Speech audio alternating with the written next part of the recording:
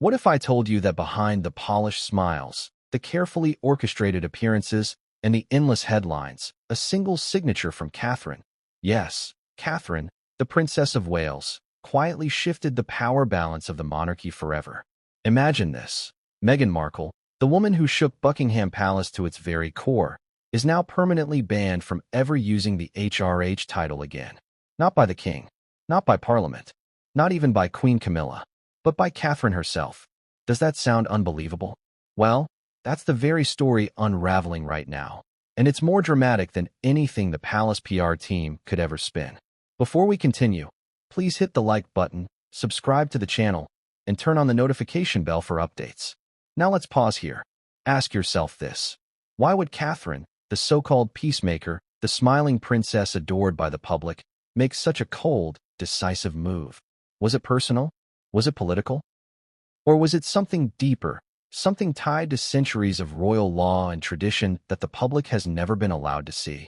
The answer lies in the shadows of history, the bitterness of rivalry, and the unspoken rules of power inside the monarchy. Let's rewind. Since marrying into the royal family, Meghan Markle has been a magnet for controversy. From her first appearance at Windsor Castle to her bombshell interviews, she's challenged tradition at every turn. And through it all, one thing has been clear: Meghan always wanted the weight of the HRH title. She might say otherwise in interviews, she might downplay it in public, but behind closed doors, insiders whispered that it was her ultimate badge of legitimacy. Without it, she was just Meghan Markle, a former actress. With it, she was Her Royal Highness, the mark of power, prestige, and permanence. And Catherine knew this. The tension between Catherine and Meghan didn't begin in the headlines. It began long before, during quiet moments the cameras didn't capture. There were subtle exchanges at palace functions, frosty glances at weddings, whispered reports of disagreements over everything from tiaras to flower girl dresses. These small sparks fueled the larger fire of animosity. But what the world didn't see was Catherine's patience. She played the long game. She smiled, she stayed silent, and she let Meghan talk. Because Catherine understood something that Meghan didn't. Power in the monarchy isn't always loud. Sometimes, it's written in ink. And here's the shocking revelation. Catherine didn't just sign a decree for show. She invoked an ancient mechanism buried in the royal system. Few people even know such a tool exists, but it's real, and it's been used before to strip and permanently block titles.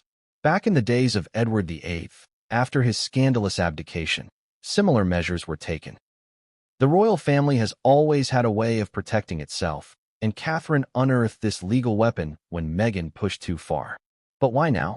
Why would Catherine make this move at this exact moment? The answer, my friends, lies in timing. King Charles, battling health challenges, couldn't afford another crisis. Prince William, preparing for his future role as king, needed someone to guard the gates. And Camilla, while powerful, didn't have the moral approval from the public. Catherine stepped into the role no one else dared take. The timing was perfect, and Meghan never saw it coming. Now, let's talk about the emotional weight of this. Imagine Meghan discovering that the door was shut forever. No negotiation, no chance of reversal. The HRH title was not just suspended, it was permanently locked away from her reach. The kind of blow that hits not just your public image, but your very identity.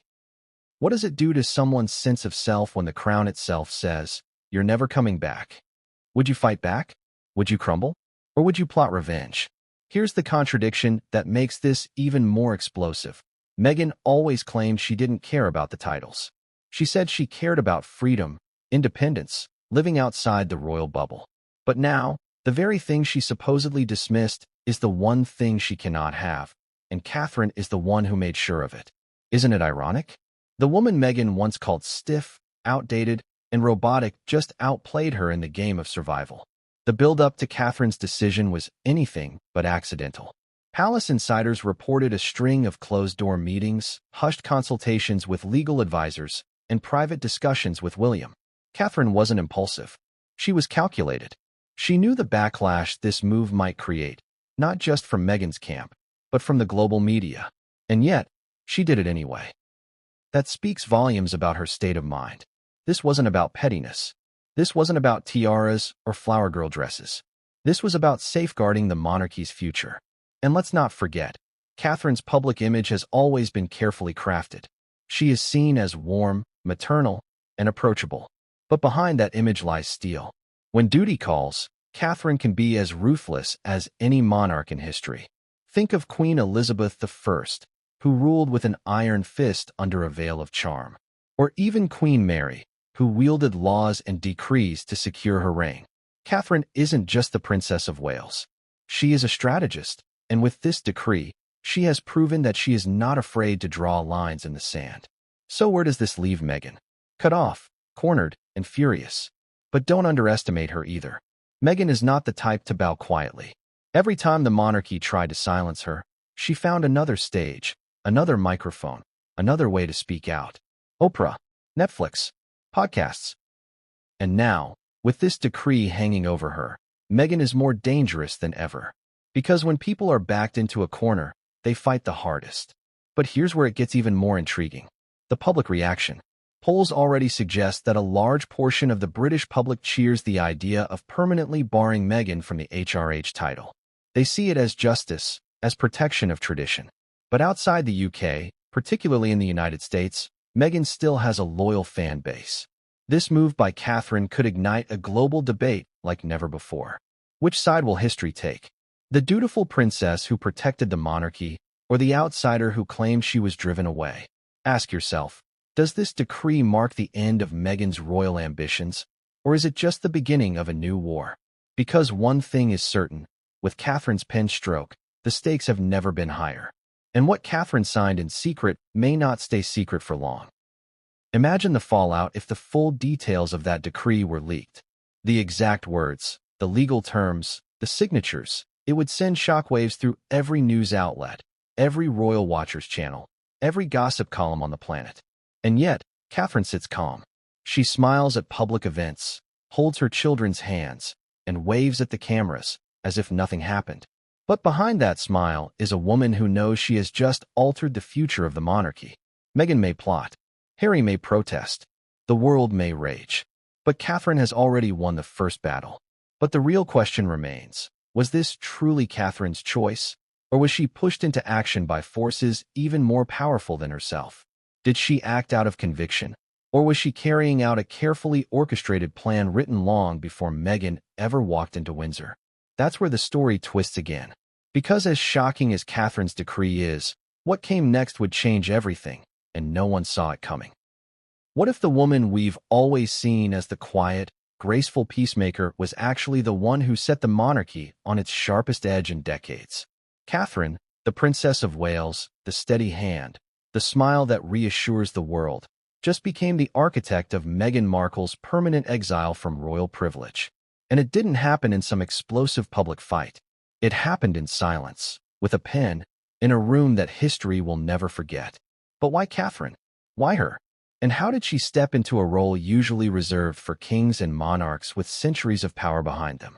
To answer that, we need to step back and look at Catherine's rise, not the glossy fairy tale, but the raw, hidden climb. Because Catherine wasn't born into power. She wasn't destined to sit in palaces. She was an outsider, just like Meghan. Yet today, Catherine holds more influence in the monarchy than most blood royals could ever dream of. And that is not an accident. That is strategy. Think about it. Catherine entered the royal family as Commoner Kate. Tabloids mocked her as Weighty Katie, waiting endlessly for William to propose. She was dismissed, underestimated, seen as a background character in William's story. But did she fight back publicly? No. She kept her head down, smiled for the cameras, and played the long game. Every time the press tried to drag her down, she came back stronger, calmer, more beloved.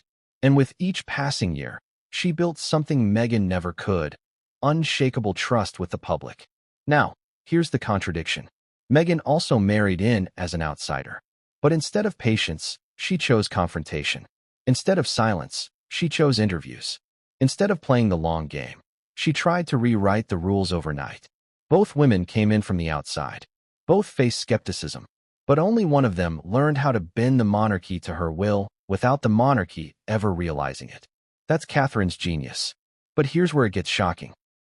When Queen Elizabeth passed away, Charles became king, William rose to heir, and Catherine suddenly became more than just a princess. She became the stabilizer of the entire system. She wasn't just William's wife anymore. She was the anchor keeping the royal family afloat during scandal after scandal. Think of all the chaos swirling: Andrew's disgrace, Harry's rebellion, Meghan's accusations. Through it all, Catherine never flinched. And behind closed doors, she was learning, studying, positioning herself. So when the question of Meghan's HRH status resurfaced, who better than Catherine to act? She had the trust of the people. She had the quiet support of the royal court. And most importantly, she had something Meghan didn't: a deep understanding of what truly moves power inside those palace walls. But let's not sugarcoat it. This wasn't easy for Catherine. Imagine the weight of it: signing a decree that would permanently ban someone. Not just today, not just during Charles's reign, but forever, from carrying the HRH title. That's not just politics. That's history. And Catherine knew it. Every stroke of that pen meant future generations would remember her not just as the smiling princess in pastel dresses, but as the woman who drew the line. Now let's pause. Ask yourself this: would you have had the courage to do it? Could you risk becoming the villain in Meghan's story, knowing the world's media would spin it as jealousy, rivalry, even cruelty? That's the gamble Catherine took. Because she understood something Meghan never grasped: the crown doesn't reward those who shout the loudest. It rewards those who act with finality. The build-up to this moment was years in the making. Palace aides whispered that Catherine had become more assertive after the Queen's death, stepping into conversations she once stayed silent in. She started holding private briefings, quietly consulting royal historians and legal advisors. Every move Meghan made, every speech, every podcast, every media deal, was weighed against the stability of the crown. And each time, Catherine's resolve hardened. This wasn't a clash of personalities anymore. It was a war of survival. And then came the turning point: a private meeting, away from the cameras, where Catherine was presented with a choice. The monarchy could continue letting Meghan dangle with half-in, half-out status, or it could close the door permanently. That choice didn't fall to Charles, not in practice. He was seen as too soft on Harry. It didn't fall to William either, because he couldn't appear to be directly punishing his brother. It fell to Catherine, because Catherine could do what the men could not: act without appearing vindictive. Do you see the irony? For centuries, royal wives were sidelined, seen as symbols rather than players. But Catherine flipped that script. She became the one with the nerve to act. And when she picked up that pen, she wasn't just writing Meghan out of the monarchy. She was writing herself into history. But let's not overlook the emotion. Catherine is human. She's a wife, a mother, a woman who has endured years of being pitted against Meghan in the press. Signing that decree wasn't just about cold duty, it was also personal. Because Catherine knew that Meghan's constant undermining of the family didn't just damage the crown. It damaged William. It damaged their children's future. And in that moment, she wasn't just protecting the monarchy. She was protecting her family. Now think about Meghan's perspective. Imagine hearing that Catherine, the woman she once tried to embrace as a sister-in-law, then clashed with over nearly everything, had single-handedly shut the door forever. How do you come back from that? Meghan has built her brand on the idea that she was wronged, excluded, and silenced. But Catherine just ensured that exclusion is now law. It's no longer about public opinion. It's about permanence. And here's where the contradiction gets even sharper. Meghan once told Oprah she didn't care about titles.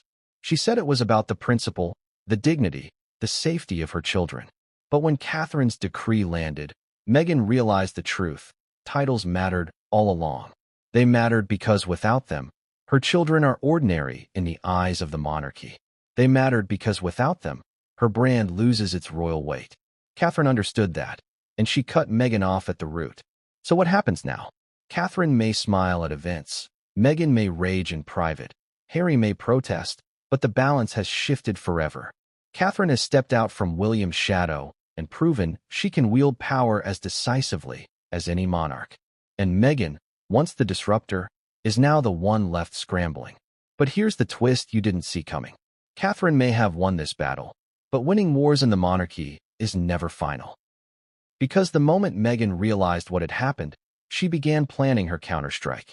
And what Meghan does next could drag Catherine into a fight even she may not be prepared for. Because as decisive as that pen stroke was, it opened a door Catherine never intended to walk through.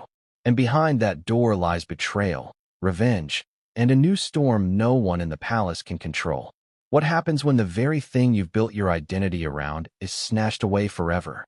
What happens when the one crown jewel you secretly craved, an identity marker that separates royals from mere celebrities, is signed out of your reach with a single stroke of Catherine's pen?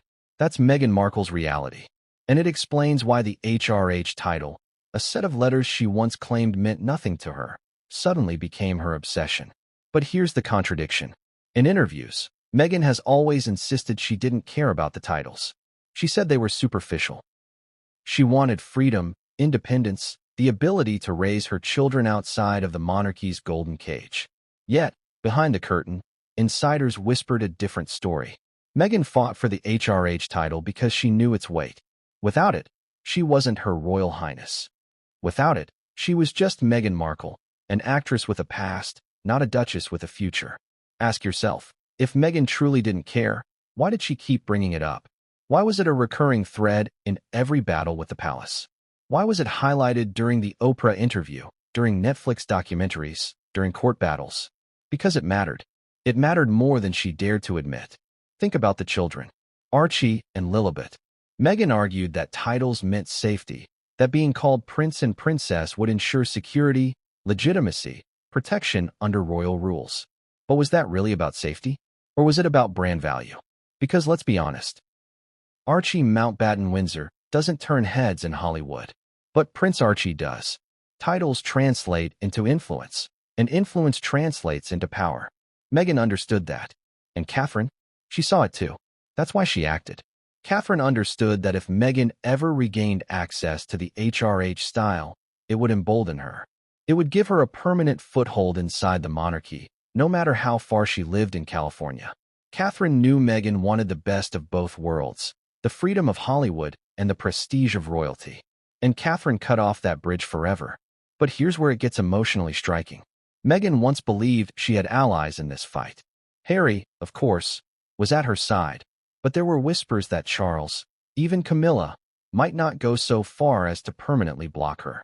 Yet Catherine, the very woman Meghan thought she could rely on for sisterly understanding, became the executioner of her royal dreams. Can you imagine that betrayal? Can you imagine looking across the aisle at family dinners, royal events, and seeing the one woman who quietly ended your future? And let's not pretend Meghan didn't care. She cared. She cared deeply. Remember the infamous moment when she reportedly told aides, "Just call me Meghan." Sounds casual, doesn't it? But insiders later revealed she hated it. She wanted the respect, the formality, the weight that comes with HRH. That's why losing it hurts so badly. Let's put this in perspective. Meghan was an actress on Suits, a moderately successful show. She was known, but not iconic. When she became HRH, the Duchess of Sussex, doors flew open that no Hollywood agent could ever unlock. Heads of state, charity boards, global platforms, all came calling because of the letters before her name. Remove those letters, and Meghan was left with something she couldn't build from scratch, the perception of royal permanence. Now here's a surprising fact. Titles have always been battlegrounds in the monarchy. Remember Edward VIII? He abdicated the throne for love and was stripped of his majesty. Remember Diana? She was divorced from Charles and lost her Royal Highness, though she remained Princess of Wales. That loss was more than symbolic. It was a final cut, a declaration of separation. And Meghan, whether she admits it or not, just suffered the same fate. Except Catherine didn't just suspend it. She locked the door and threw away the key. But here's the emotional twist. Meghan believed she was rewriting history. She believed she could modernize the monarchy, change it from within, bend it to her image. For a moment, she did. The wedding was a global spectacle. The speeches, the fashion, the interviews, they all painted Meghan as a revolutionary royal. Yet Catherine's decree shows the opposite. It proves that tradition still wins, that the crown can still outplay the disruptor. Isn't it ironic? The woman who promised to modernize the monarchy is the one most permanently shut out from it. And let's not overlook Harry's role here. Imagine the weight he must carry. He left his country, his brother, his family to stand by Meghan's side. He fought for her right to be accepted, to be recognized, to be protected. And now, even he can't give her back the one thing she craves most. That's a wound deeper than any tabloid headline. That's a scar on their marriage. Because every time Meghan looks at Harry, she must wonder, did he fight? This obsession with the HRH title became Meghan's shadow war. Publicly, she downplayed it. Privately, it consumed her. And Catherine saw it all along. That's why the decree was devastating. Because it wasn't just about removing letters. It was about dismantling Meghan's secret source of power. But the real question is this. What will Meghan do with that fury? She's not the type to accept defeat. We've seen her fight before. She took on the British tabloids. She sued newspapers. She aired the royal family's secrets on global television. Do you really think she'll take Catherine's decree lying down? No. Meghan is already planning her counterstrike. And Catherine knows it. Here's where it gets explosive.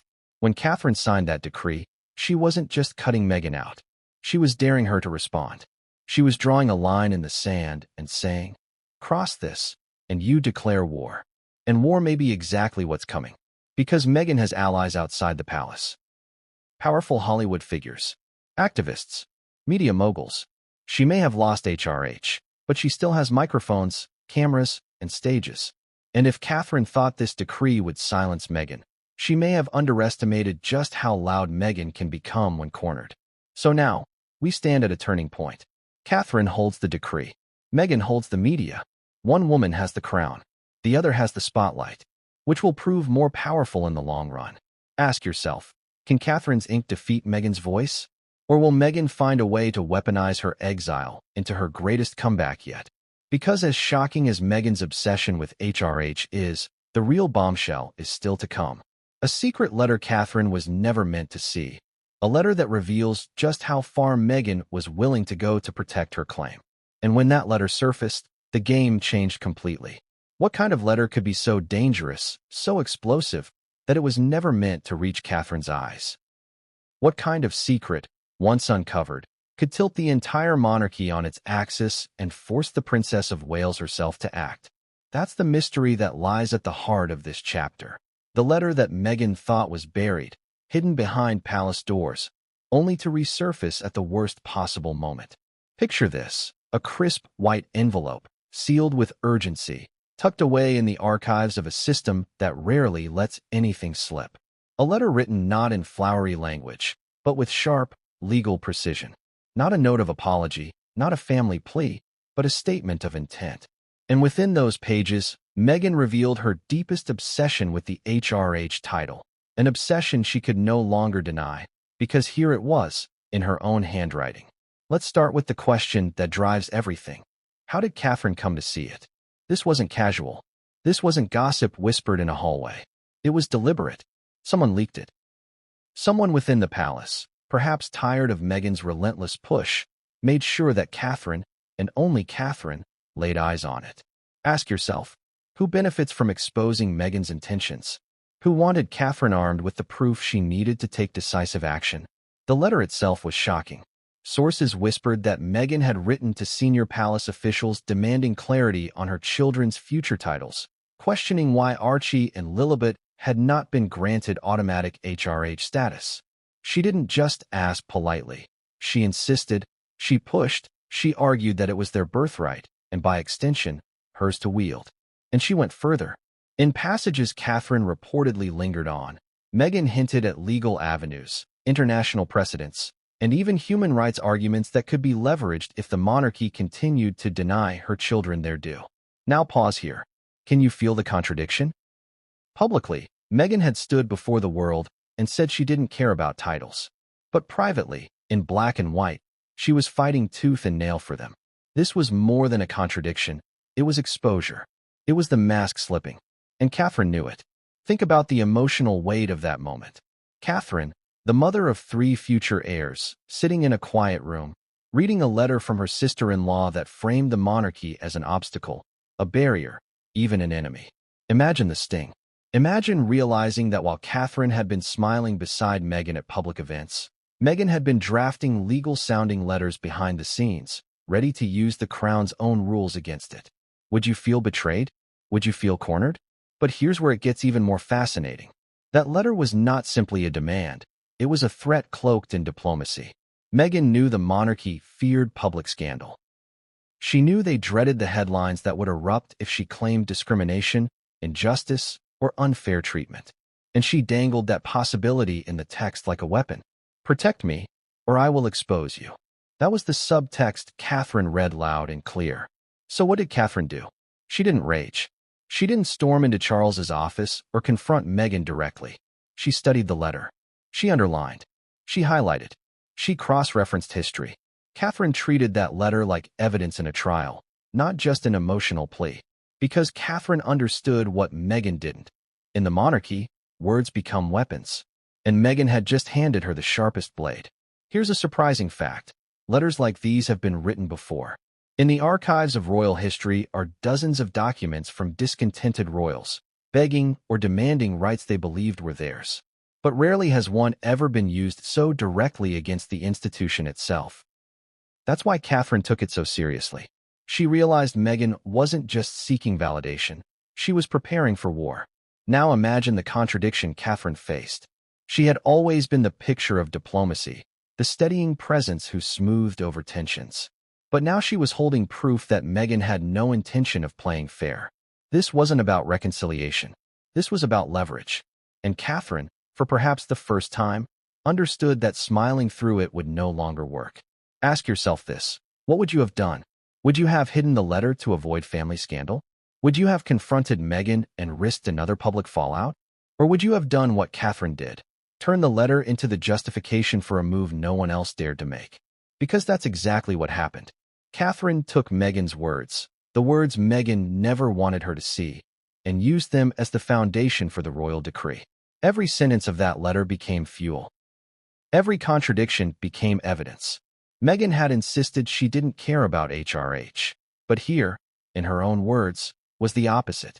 Catherine didn't just have an opinion now. She had proof. But here's where the twist cuts deeper.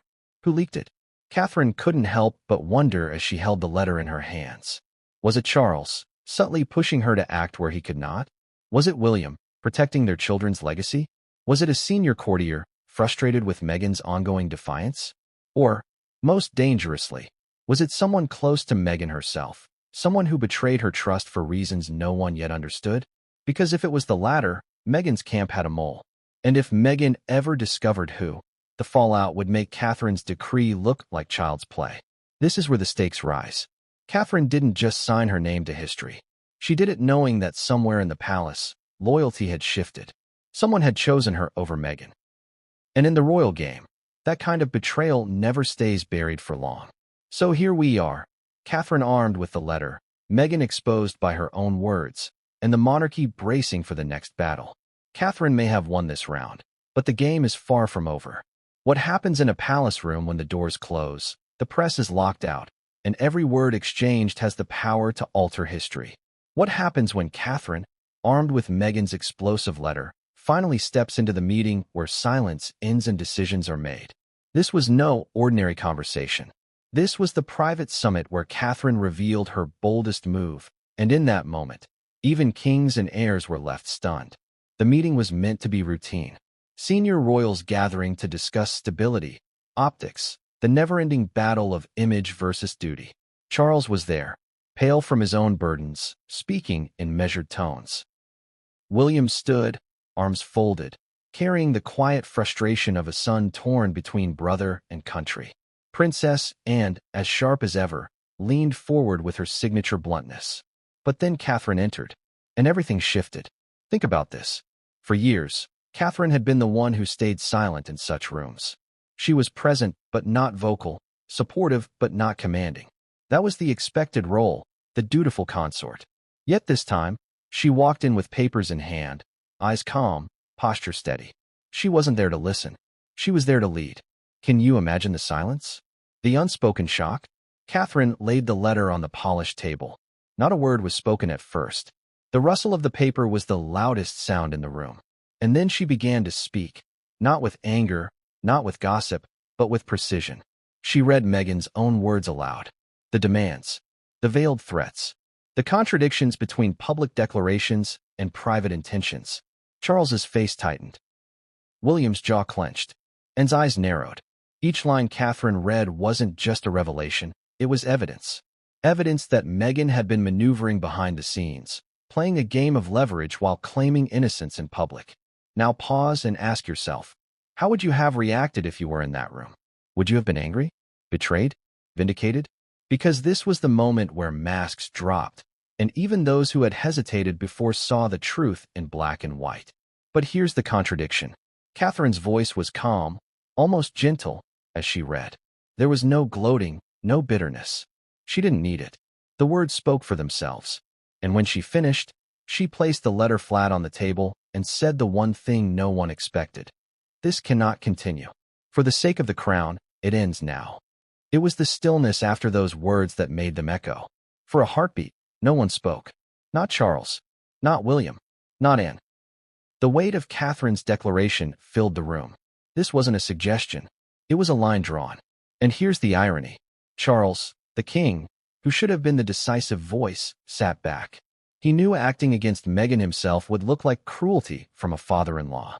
William, the heir, couldn't risk seeming vindictive toward his brother's wife.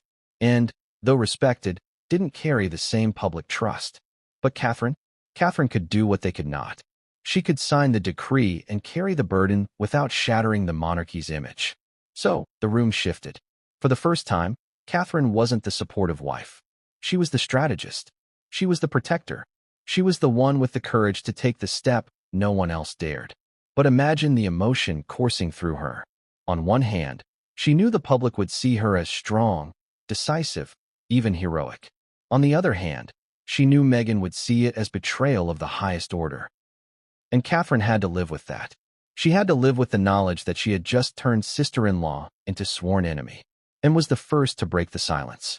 She leaned back and said, in her blunt way, "Then do it. Stop her before she tears this family apart any further." William followed with a nod, his eyes locking with Catherine's in a silent message. Approval, trust, and perhaps relief that she was taking on the role he couldn't. Charles said little, but his silence spoke volumes. By not stopping Catherine, he was giving her the green light. And so, in that private meeting, the balance shifted. Catherine, once the quiet figure at the edge of the table, had taken the head seat without anyone saying so aloud. But here's where it gets dramatic. Meghan had no idea this meeting was taking place. She was thousands of miles away, likely preparing her next media move, unaware that her own letter was being dissected word by word, used as the foundation for her permanent exclusion. Isn't that ironic?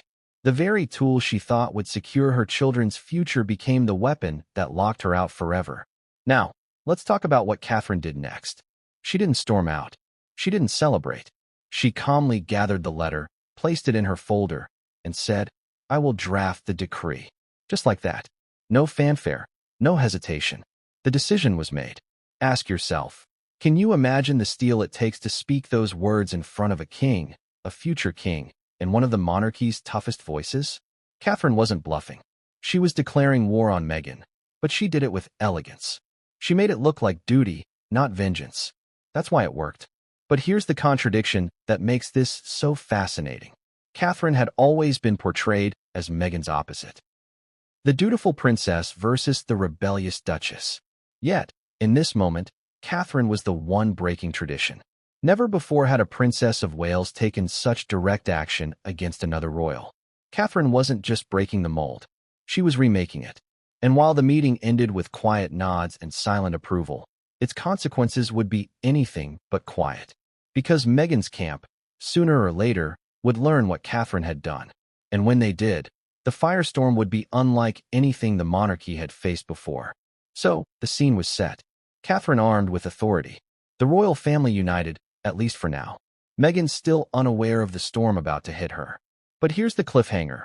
What Catherine didn't know was that someone in that very room, someone she trusted, would later betray her. And that betrayal would set in motion the next chapter of chaos, one even Catherine couldn't control. What if the most dangerous betrayals don't come from your enemies, but from the very people sitting beside you, nodding in agreement, pretending to have your back? What if inside that quiet palace room, while Catherine was laying down her boldest plan, one pair of eyes was already calculating how to turn her victory into vulnerability? Because make no mistake, someone in that meeting would later betray her. And that betrayal would set off a chain reaction Catherine never anticipated. The atmosphere after Catherine's declaration was deceptively calm. Everyone seemed aligned, and had spoken bluntly. William had signaled his approval, and Charles had given tacit consent with his silence. But inside royal circles, silence doesn't always mean loyalty. Silence often hides ambition, hesitation, or fear. And Catherine, for all her composure, couldn't predict which one it would be. Let's pause here. Ask yourself this. If you had been in that room, watching Catherine rise, would you have cheered her strength or feared it? Because here's the truth no one admits aloud. Catherine's decisive act shifted the hierarchy. She proved she wasn't just the Princess of Wales. She was a power broker. And when someone suddenly steps into that kind of role, allies can quickly turn into rivals. The betrayal didn't come immediately. It brewed. It festered in whispers, in private doubts, in conversations behind closed doors. Someone felt Catherine had gone too far. Someone worried she had seized authority that didn't officially belong to her. And someone, whether out of fear or strategy, began to leak. And this is where the story turns explosive. A draft of the royal decree, before it was finalized, slipped into the wrong hands. Not the public, not the press, but Meghan's camp. Yes, Meghan, sitting across the ocean, suddenly had whispers of what Catherine was planning before it was ever announced. Can you imagine her reaction? Picture Meghan receiving that information. The fury, the shock, the feeling of betrayal not just by the institution, but by the very sister-in-law who was supposed to be neutral. This wasn't Charles. This wasn't William. This was Catherine. Meghan's rage, insiders said, was volcanic. Phones slammed. Voices raised. A scramble to prepare her defense before the decree became reality. But here's the irony. The leak didn't weaken Catherine's plan. It strengthened her resolve. Because when word came back that Meghan already knew, Catherine realized something critical. She wasn't just dealing with a rival. She was dealing with someone inside the palace who wanted to see her fail. Now, let's go deeper into the heart of this betrayal. Why would someone side with Meghan over Catherine? Was it guilt? Sympathy? Or was it calculation? A belief that if Catherine grew too powerful, she would overshadow even the king himself? Think about it. Royal history is littered with figures who lost their grip not because of external enemies, but because of internal betrayals. Catherine was now walking that same dangerous path. And here's the contradiction. Catherine had acted to secure the monarchy's stability, but in doing so, she destabilized it. Her move made her appear strong to the public, but threatening to those within. That's the razor's edge of power in the palace. When one battled too decisively, and you make enemies who weren't there before. Meanwhile, Meghan began preparing her counterattack. The leaked information gave her a head start. She alerted her PR team, lined up sympathetic journalists, and began drafting statements that framed Catherine's move as cruel, vindictive, and hypocritical. Meghan would paint herself as the victim once again. This time, not of the monarchy at large, but of Catherine personally. Ask yourself, who would the world believe? Catherine, the composed princess who rarely speaks, or Meghan, the outspoken duchess with a microphone at her disposal? The battle lines were being drawn not just in palaces and legal documents, but in headlines, interviews, and public opinion polls. But the betrayal cut deeper than optics. Catherine knew that if a draft had been leaked, then nothing was safe. Her private conversations, her legal advisors, even her strategies could be funneled to Meghan in real time. That kind of vulnerability could unravel everything. And so Catherine had to tighten her circle. She had to figure out who in that room, Charles, William, or someone else entirely, was feeding the other side. Imagine the pressure. Every meeting, every conversation, every sideways glance. Catherine, usually serene, now calculating silently. Friend or foe, ally or traitor. The very walls of the palace, once her protection, had become suspect. But here's the twist. The betrayal wasn't just about information. It was about timing. By leaking the draft before the decree was finalized, the traitor gave Meghan the ability to prepare, to weaponize her narrative, to turn what Catherine hoped would be a clean, decisive strike into a drawn-out public war. That's the brilliance and the danger of betrayal. It doesn't always stop your move. Sometimes it just muddies the battlefield so badly that victory feels like defeat. Catherine pressed forward anyway. She signed the final decree, sealing Meghan's fate. But she did it knowing that the moment the ink dried, the real war would begin. Meghan had been given a warning. She had time to prepare her fire, and Catherine had no idea how scorching it would become. So ask yourself this. Did the betrayal come from fear of Meghan or fear of Catherine? Was the traitor protecting Meghan, or were they trying to weaken Catherine's rise before it grew unstoppable? Because if it was the latter, then Catherine isn't just fighting Meghan anymore. She's fighting someone inside her own house. And that realization is what kept Catherine awake at night. Not Meghan's fury, not Harry's protests, but the chilling thought that someone in her inner circle had already chosen sides, and it wasn't hers. But Catherine's greatest challenge wasn't just discovering the traitor. It was surviving what came next. Because the moment Meghan's reaction hit the public stage, it wasn't just palace politics anymore. It was global, it was brutal, and it would push Catherine into a storm even she wasn't fully prepared for.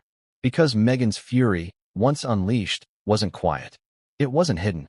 It was broadcast. And what she did next would leave Catherine facing the full force of a public reckoning.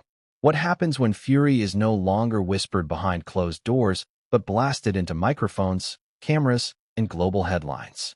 What happens when a woman who once played the role of victim decides to flip the script and go on the offensive? That's exactly what Meghan did the moment she learned Catherine had signed the decree, and her fury wasn't quiet, wasn't subtle, and certainly wasn't containable. It was volcanic. Within hours of the news reaching her, Meghan's team was mobilized.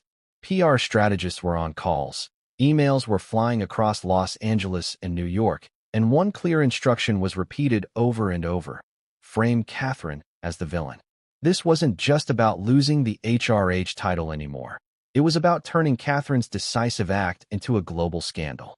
And Meghan knew exactly how to do it. Think about it. Meghan has always been a master at controlling narratives. From the Oprah interview to the Netflix documentaries, she understands how to frame herself as the wronged party, the outsider battling against a cold and unfeeling system. But this time, her target wasn't the monarchy as a whole. It wasn't Charles. It wasn't even William. It was Catherine, the Golden Princess, the untouchable, the woman the public adored.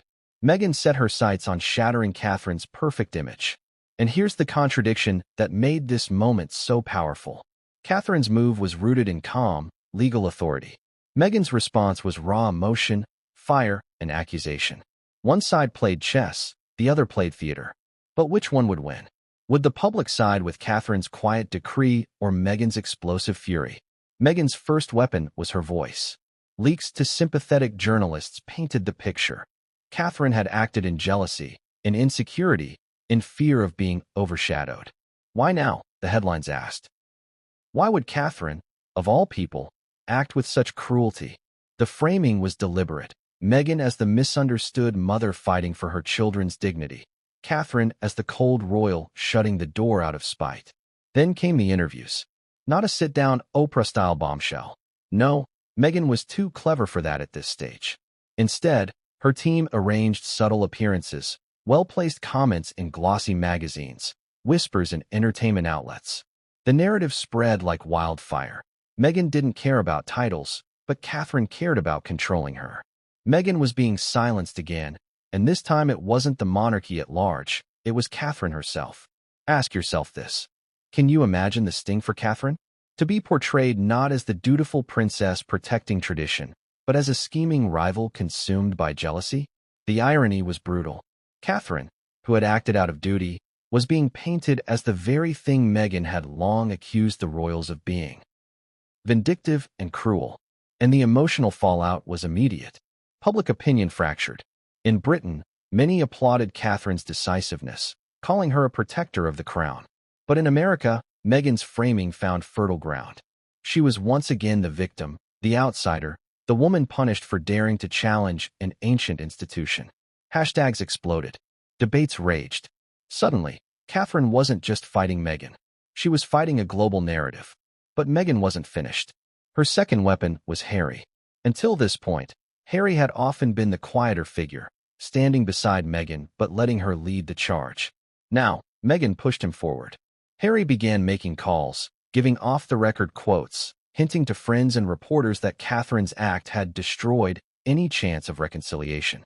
He painted himself as torn, heartbroken, but above all, betrayed. Catherine wasn't just William's wife anymore.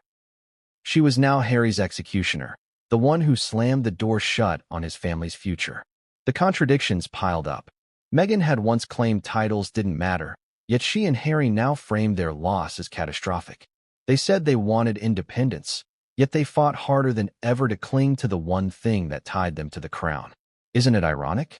The freedom they claimed to crave was overshadowed by the fury of being locked out. And Catherine? She remained silent. That was her weapon. No interviews, no leaks, no public comments. Just the knowledge that the decree stood, unshakable, no matter how loud Meghan roared. But silence, while powerful, can also be dangerous. Because in the absence of Catherine's voice, Meghan's fury filled the void. The world only heard one side, and for many, that was enough. Inside the palace, aides scrambled. Polling was tracked daily. News outlets were monitored hour by hour. Catherine was winning at home, but losing abroad. And that presented a new danger. If Meghan controlled the global narrative, could that pressure force the monarchy to bend? Could Catherine's decree, as final as it seemed, be undermined by sheer public outrage? This was Catherine's greatest test yet. Her steel was being measured not in the quiet of a drafting room, but in the noise of global headlines. Every glare of a camera, every social media post, every whispered rumor carried the weight of Meghan's fury. Now let's add another layer of tension. Meghan's fury wasn't just about the decree, it was about the betrayal.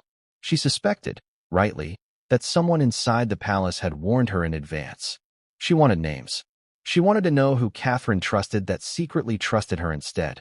That paranoia spread through Meghan's camp like wildfire. But what if she discovered the truth? What if she uncovered the traitor who leaked the draft? What then? Because that's where Catherine's silence could backfire.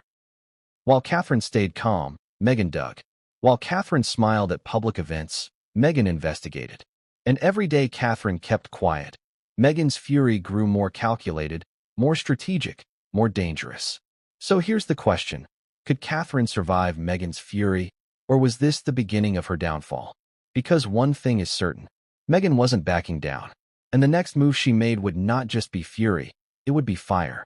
And when that fire came, it would not only scorch Catherine's decree, it would consume the very walls of Buckingham Palace. What happens when fury isn't enough? When anger alone can't topple a wall, but alliances, hidden, unexpected alliances, just might. Meghan had already unleashed her fire. She had gone public. She had framed Catherine as the villain. She had played the victim card with perfect precision. But deep down, she knew something Catherine hadn't yet realized. Fury alone burns hot, but fast. To win this war, Meghan needed fuel. And that fuel came in the form of an alliance no one saw coming. The question is, who would dare to side with Meghan in the face of Catherine's decree? Who inside the walls of Buckingham or Windsor would gamble their loyalty, risk their reputation, and secretly provide Meghan the lifeline she so desperately needed? The answer shocked even Meghan. Because the ally who emerged wasn't some Hollywood executive, wasn't a celebrity friend, it was a member of the royal inner circle.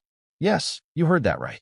Someone Catherine believed was firmly on her side, someone she trusted to uphold the monarchy, was quietly feeding Meghan information, advice, and above all, strategy. Isn't that chilling? Think about it. Catherine, smiling at events, delivering her perfect speeches, all the while unaware that every move she made was being mirrored across the ocean in Montecito. But let's pause here and dig into the contradiction. Catherine had positioned herself as the monarchy's iron shield.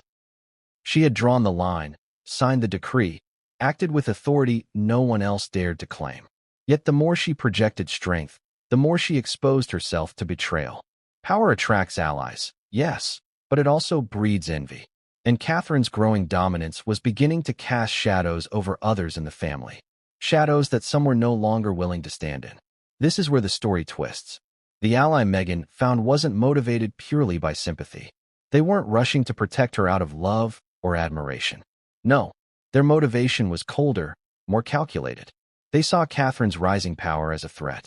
They saw her decree not just as a punishment for Meghan, but as a signal that Catherine was becoming the monarchy's true decision-maker. And that, for some, was too much to bear. Now imagine the conversations that followed. Meghan, on late-night calls, hearing whispers from inside the palace. Here's what Catherine is planning next. Here's how she framed you in meetings. Here's what the others really think. Each piece of information gave Meghan an edge. Each leak allowed her to prepare her countermoves before Catherine even finished hers. It wasn't just an alliance. It was a weapon. And Catherine, oblivious. For now, she thought the war was between herself and Meghan. Decree versus fury, silence versus noise. But the real war was deeper. It was the war of hidden loyalties. And in that war, Catherine was already outnumbered. Let's consider the emotional weight of this. Catherine had believed her act would unify the family, that by permanently removing Meghan's claim to HRH, she would protect everyone from future scandal. Yet here was the cruel irony. Her move hadn't unified them. It had splintered them further. In her attempt to safeguard the crown, she had accidentally given her enemies, both inside and outside, the perfect excuse to conspire. Ask yourself, how would you feel if you discovered that your most private conversations were being relayed to your rival? Would you feel angry, betrayed, or would you feel powerless? Because that's where Catherine was heading, into a trap where her greatest strength, decisiveness, became the very reason others plotted against her. Meanwhile, Meghan was transforming fury into strategy. The leaks gave her not just information, but confidence. She began making bolder moves, granting interviews laced with sharp undertones, dropping hints that she knew far more than the public realized. And the world began to wonder, how does Meghan know so much about palace strategy? How is she always one step ahead? The answer was simple, her secret alliance. But here's the twist. Meghan didn't fully trust her new ally either. She couldn't, because if they betrayed Catherine once, what's to stop them from betraying her later? So Meghan played her own game. She fed them half-truths, exaggerated details, carefully crafted sob stories. She turned the alliance into a two-way mirror, taking what she needed while keeping her true plans hidden. That's the kind of player Meghan had become. Not just a participant, but a strategist. Now, let's not forget Catherine's side. Slowly, she began to sense something was wrong. Patterns didn't add up. Meghan seemed too prepared, too ready with responses that only made sense if she had inside knowledge. Catherine's silence, once her strength, was being turned against her. Because while she stayed quiet, Meghan's voice echoed louder, armed with insights Catherine never expected her to have. And here's where the emotional beats cut deep. Catherine had always believed in loyalty. She trusted William. She trusted Anne. She trusted the circle around her to stand firm. But now, she began to feel the icy chill of doubt. Was the betrayal coming from the older generation, fearful of her growing power? Or from someone younger, unwilling to let her cement her role as the monarchy's future queen? Every glance became suspicious. Every pause in conversation felt heavy. This is the kind of pressure that breaks even the strongest.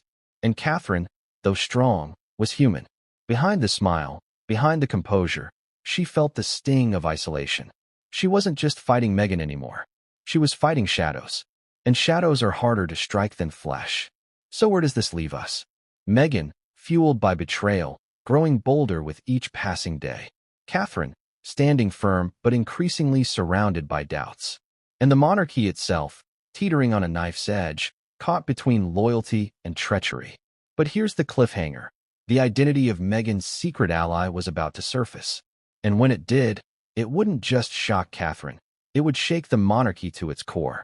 What if the person you trusted most, the one you believed would defend you to the end, turned out to be the very person feeding your enemy? What if the betrayal came not from a distant cousin, not from an ambitious courtier, but from the person whose loyalty you never thought to question? That's exactly what Catherine was about to face, and the revelation of Meghan's secret ally would leave her shaken in ways no public scandal ever had. For weeks, Catherine had sensed something was off. Meghan's responses were too sharp, too specific. Whenever the palace prepared a move, Meghan seemed to anticipate it. She was always ready with a counter-narrative, always primed to spin the story before the monarchy could act. That wasn't luck. That was insight. And insight only comes from someone on the inside. But who? That was the torment. Catherine played through the possibilities in her mind like pieces on a chessboard. Charles, too cautious. And too blunt. William? Impossible, or was it? Every possibility felt absurd. Yet the evidence whispered louder with each passing day. Someone was speaking.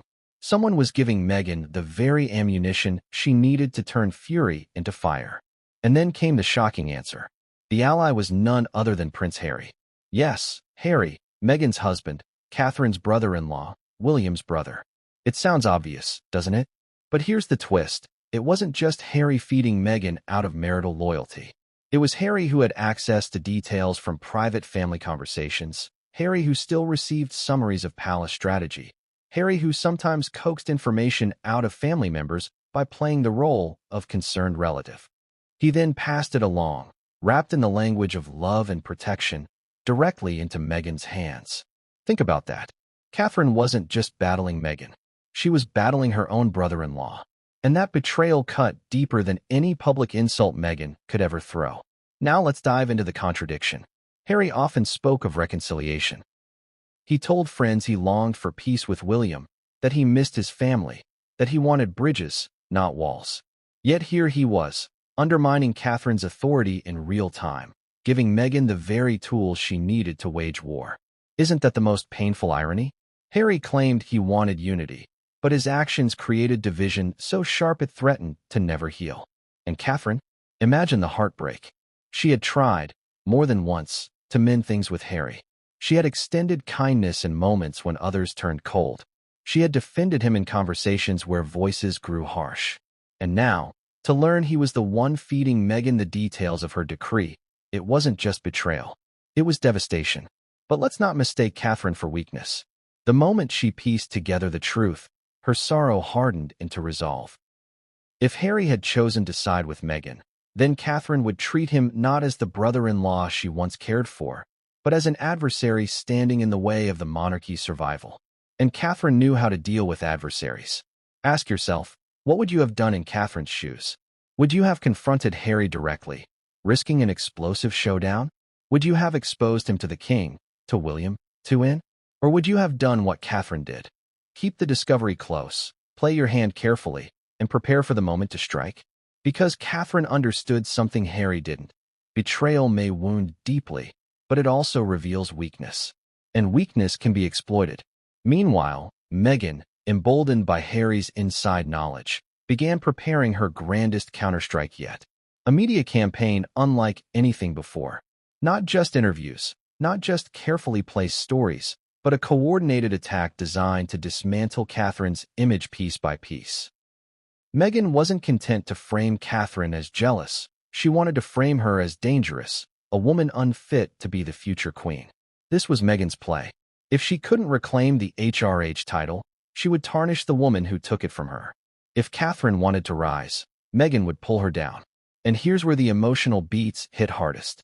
William, though outwardly loyal to Catherine, was torn to his core. This was his brother, his only brother. And now he had to face the reality that Harry wasn't just estranged, he was actively working against his wife. For William, the pain was unbearable. Every time he looked at Harry in old photographs, every time he remembered their shared childhood, he had to reconcile it with the truth of Harry's betrayal. That tension, that heartbreak, threatened to tear him apart. But Catherine stayed steady. She reminded William that the monarchy was bigger than their pain, bigger than their family quarrels. This isn't about Harry, she reportedly told him. This is about survival. And with those words, Catherine steeled both herself and her husband for the storm to come. The contradictions piled higher. Meghan painted Catherine as vindictive, yet Catherine remained silent. Meghan claimed Harry was the victim of his cold family, yet Harry was the one betraying their trust. Meghan said she wanted freedom, yet she fought harder than ever for the titles she claimed to despise. Do you see the irony? Each contradiction exposed Meghan and Harry further, yet in the theater of global opinion, it didn't matter. Perception was power, and Meghan was playing perception like a violin. So where does that leave us? Catherine, armed with the knowledge of Harry's betrayal, preparing her next move in silence. Meghan, bolstered by her secret alliance, plotting to dismantle Catherine's image on the global stage. William, trapped in the middle, torn between blood and love. And the monarchy itself, teetering as loyalties fractured deeper than ever before. But here's the cliffhanger. Catherine wasn't about to sit idle. She had her own strategy, her own alliance, and her own weapon that Meghan could never have predicted. And when she revealed it, the game would change yet again. Before we continue, please hit the like button, subscribe to the channel, and turn on the notification bell for updates. What happens when the storm spills beyond palace walls and the whole world begins to watch as if it's a gladiator fight? What happens when the carefully guarded privacy of royalty collides with the relentless hunger of the media and H?